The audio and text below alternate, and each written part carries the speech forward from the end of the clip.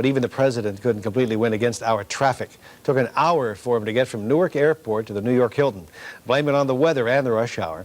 Christopher Jones is still at the hotel. Chris? Well, you can also blame it on a little bit of worry, John, because right now a small army of police and federal agents are breathing just a little bit easier because the president has now left town safe and sound. He came here in the face of Iraqi terror threats to speak to the Economic Club of New York, where he told them this year was a momentous year for this generation, for this country, and for the United Nations. 3 weeks ago tonight. Knocked soldier out of fresh meat from the grocery store. Police managed to stop them before they set fire to their symbol of blood and guts.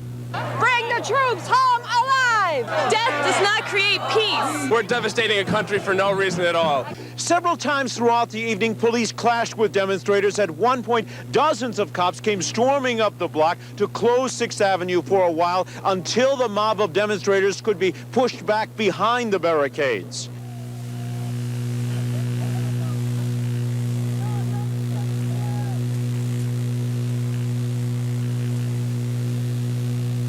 For a few minutes, chaos ruled outside the Hilton until police arrested several of the ringleaders. Joining the anti-war protesters, a huge group of militant AIDS activists. They want the money the military is getting to go for AIDS research.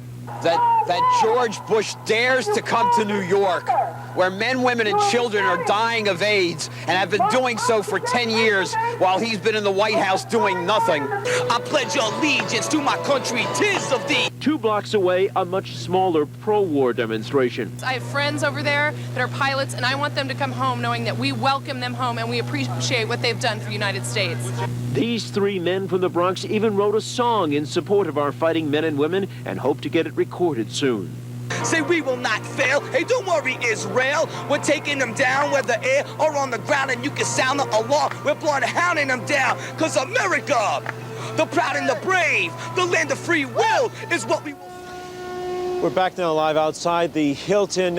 Police say that more than a dozen protesters were arrested here tonight, and the ACT UP demonstrators did hang. Presidential visit in wartime, but only about 700 anti-war demonstrators gathered in a steady downpour at 52nd and 6th. There were 2 cops for every demonstrator, and police kept protesters across the street from the Hilton. God bless America, my home, sweet home. A small group supporting U.S. involvement in the Persian Gulf was also on 6th Avenue. My interview with a Brooklyn man dressed as Uncle Sam was interrupted by an anti-war protester. I'm not here for the war, to have them to be killed. I didn't ask for a war. They're there already. We'll bring it. A couple of hours before the president arrived despite the rain. This is the president's first visit outside Washington to a non-military site since the war began. And demonstrators are seizing the opportunity to send a message to the president. Bob O'Brien is on 6th Avenue in Midtime with more for us. Bob? Cora, and the sidewalks across 6th Avenue from the Hilton Hotel are quiet and empty. The only noise out here are the drivers of the limousines and the taxis picking up those attending the dinner. But as Mr. Bush was inside the Hilton breaking bread with those business barons, there were angry thousands in the streets across from the hotel. The crowd of anti-war protesters spilled beyond the 2-block-long zone marked off for them by police barricades. Despite a steady rain, they kept chanting and shouting their opposition to the Bush administration's war policy in the Middle East. My message is get us out of there and bring our boys home alive, now. You think it's wrong that they're fighting the war there? Yes, I do. Why? I don't think we have any business there. I think we have more interest in this country, and we should try to solve things here before we worry about everybody else. As the president was speaking inside, several dozen anti-Bush demonstrators tried to approach the Hilton Hotel carrying an effigy of the president. Police quickly moved in to thwart them.